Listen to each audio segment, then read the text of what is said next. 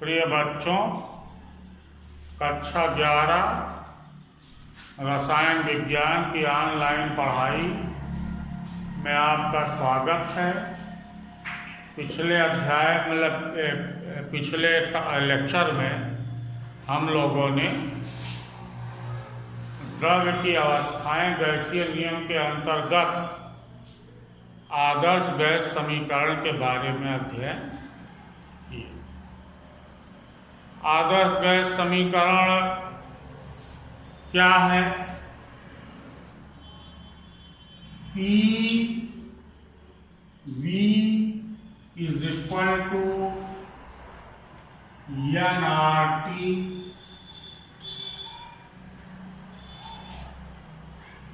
is equal to W/m/RT। ये आदर्श gas समीकरण का व्यंजक, इसको आदर्श गैस समीकरण कहते हैं। PV बराबर W/m/RT या PV बराबर nRT। P दाब है, प्रेशर वायुमंडल में अगर लिया जाए। आयतन गैस का को प्राय लीटर में लिया जाता है। N गैस के मोल हैं। R को सार्वत्रिक गैस स्थिरांक कहते हैं और T परम ताप मतलब टेम्परेचर है, केल्विन में है। इसका एक रूप हम लोग यूं लिख सकते हैं, अगर गैस का मोल स्थिर हो जाए, R तो नियतांक है, तो PV/T बराबर कांस्टेंट। PV/T बराबर कांस्टेंट नियतांक हो गए। अगर P1 दाब पर आयतन V1 हो और टेम्परेचर T1 हो और P2 दाब पर आयतन V2 हो, टेम्परेचर T2 हो, तो P1V1/T1 बराबर P2V2/T2। कब?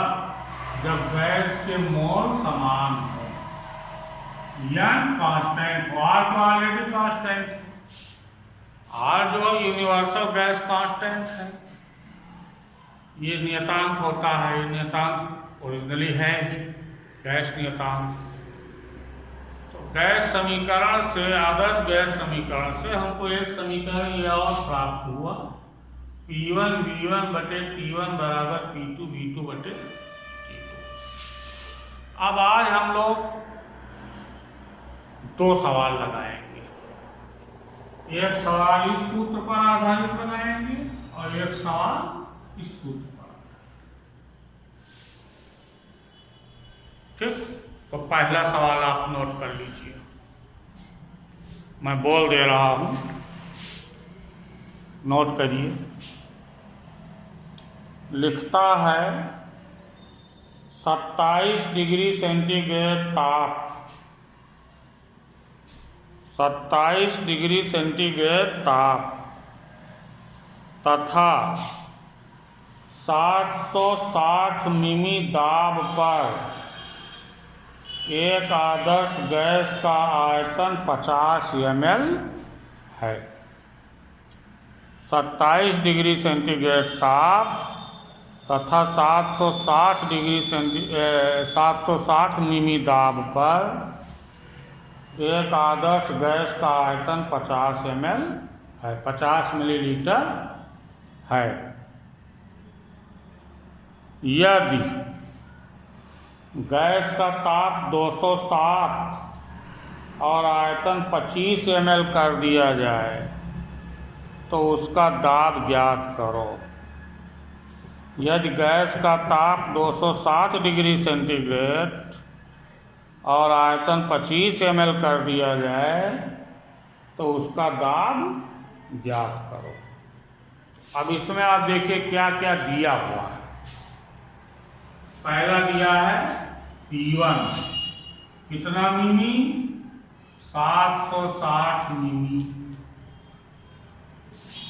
V1 कितना दिया है? 50 मिलीलीटर। और T1 कितना दिया है? 27 डिग्री सेंटीग्रेड। तो इसको तो केल्विन में बदलना पड़ेगा, तो हो जाएगा 273 प्लस 27 केल्विन, क्योंकि सेंटीग्रेड जब केल्विन में बदला जाता है तो उसमें 273 जुड़ जाता है। तो ये हो गया आपका 300 केल्विन। ठीक। P2 आपको निकालना है, P2 नहीं मालूम है, आप पूछ रहा है। V2 आयतन कितना हो गया है? 50 ml था, 25 ml सवाल में हो गया। और टेम्परेचर T1 कितना हो गया? T2 सॉरी, T2 कितना हो गया? 260। तो 273 प्लस 260, ये किसमें बदल गया? ये केल्विन में बदल गया। तो T2 बराबर हो गया 480। कितना? 480 केल्विन। 7 3 10 और 1 और 7 8 और 2 2 4। अब आपको चूंकि P2 निकालना है तो P2 ऊपर जाएगा और V2, तो P2 बराबर हो गया P1 गुणे V1 गुणे T2, P1 गुणे V1 गुणे बटा T1 गुणे। अब इसको हल कर लिया जाएगा, मान रख दिया जाएगा। कितना है? 760। 760 गुणे V1 50 गुणे T2, T2 माने 480 बटा T1 है 300 और V2 है 25। कितना है? तो ये शून्य दोनों कट गए और ये हो गया 3 और 25 दूना 50 और 16 तिया।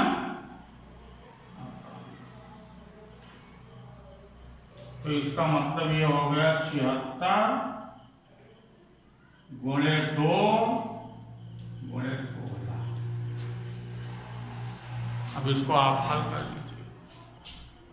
तो जब हल करेंगे तो आंसर इसका आएगा 2432 मिमी पारा।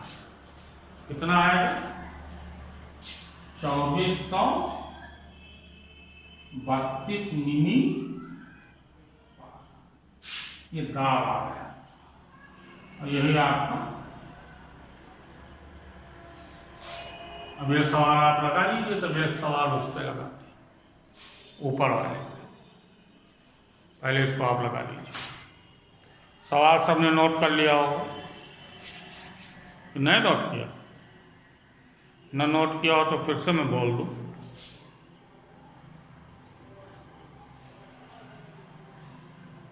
सत्ताईस डिग्री सेंटीग्रेड ताप तथा 760 मिमी दाब पर एक आदर्श गैस का आयतन 50 ml है। यदि गैस का ताप 207 डिग्री सेंटीग्रेड और आयतन 25 ml कर दिया जाए तो उसका दाब ज्ञात करो। यही सवाल है, इसको आप लगाइए। अब एक सवाल और है।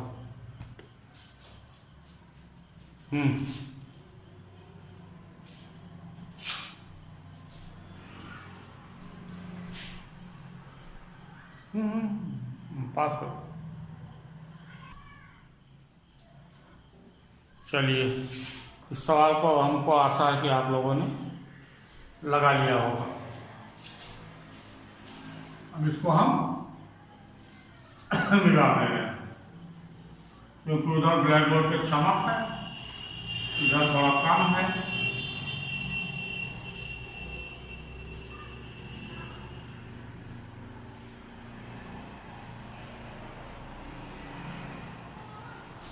दूसरा सवाल देखिए,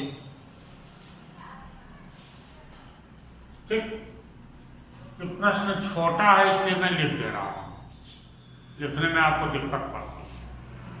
प्रश्न 27 डिग्री सेंटीग्रेड पर यूरिया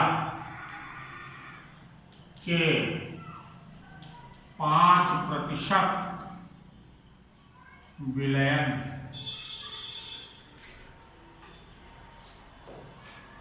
सॉरी ये सवाल थोड़ा गड़बड़ हो गया।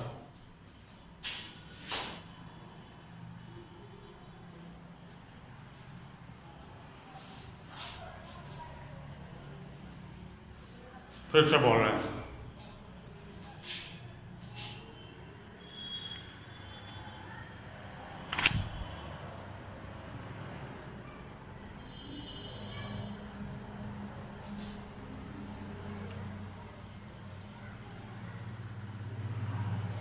सत्ताईस डिग्री सेंटीग्रेड ताप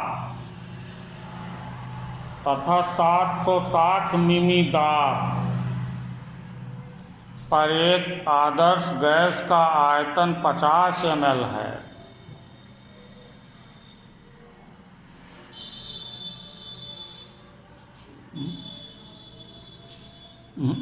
ये गड़बड़ हो गया, ये भी गड़बड़ हो गया, इसको छोड़ दीजिए। दूसरा सवाल लिखिए, देखो किस ताप पर किस ताप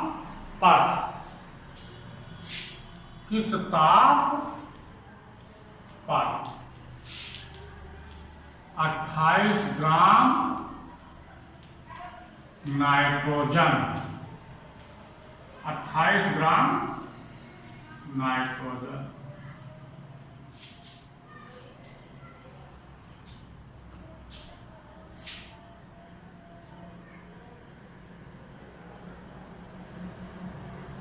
का 28 ग्राम नाइट्रोजन का 2.46 वायुमंडल दाब 2.6 वायुमंडल दाब पर आयतन 10 लीटर होगा। 10 लीटर ये सवाल आपका लगा।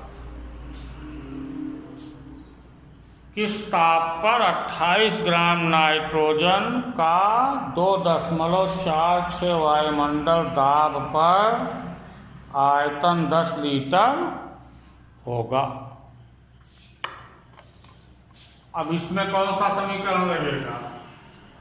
ये वाला समीकरण क्या है? PV बराबर W/M RT। निकालना क्या है? T निकालना, तो T बराबर हो जाएगा टेम्परेचर PVM/WR। समझ गए? इसको हम लोगों ने M को ऊपर कर लिया और WR को नीचे कर दिया, तो T बराबर निकल आएगा। पहले P कितना दिया?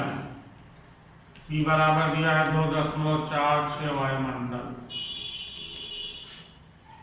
V बराबर 10 लीटर। M क्या है? नाइट्रोजन का अणुभार, N2 का अणुभार कितना होता है? नाइट्रोजन माने N2, नाइट्रोजन माने तो 14 गुणे 2 यानी 28। यह कितना हो गया? 28। R का मान आप जानते हैं, सार्वत्रिक गैस स्थिरांक है। R बराबर 0.082 1 लीटर वायुमंडल प्रति केल्विन प्रति यार का मापक अगर लीटर वायुमंडल में हो तो आर का मान ये फिक्स होता है। आर ये काम, अब सबका मान आपको रखना पड़ेगा, बस यही काम रह गया। तो T बराबर आ जाएगा, P कितना है 2.46 गुणे V कितना है 10 लीटर गुणे M कितना है 28 बटा W 28 ग्राम, वेरी गुड। अब गुणे 0.082, तो इसमें 28 तो गया का, ये हो गया 2.46 गुणे 10 बटा 0.0821। अब यहाँ 4 अंक बाद दशमलव है, यहाँ 2 अंक बाद है, तो T बराबर हो गया 2 4 6 46, 2 अंक घटा 2 जीरो और बढ़ाएंगे। अब गुणे 10 वाला 0 बटा 821, ठीक। इसका मतलब 821 से आपको 24,6,000 को डिवाइड करना है, तो 3 जाएगा, 3 एकम 3 दूनी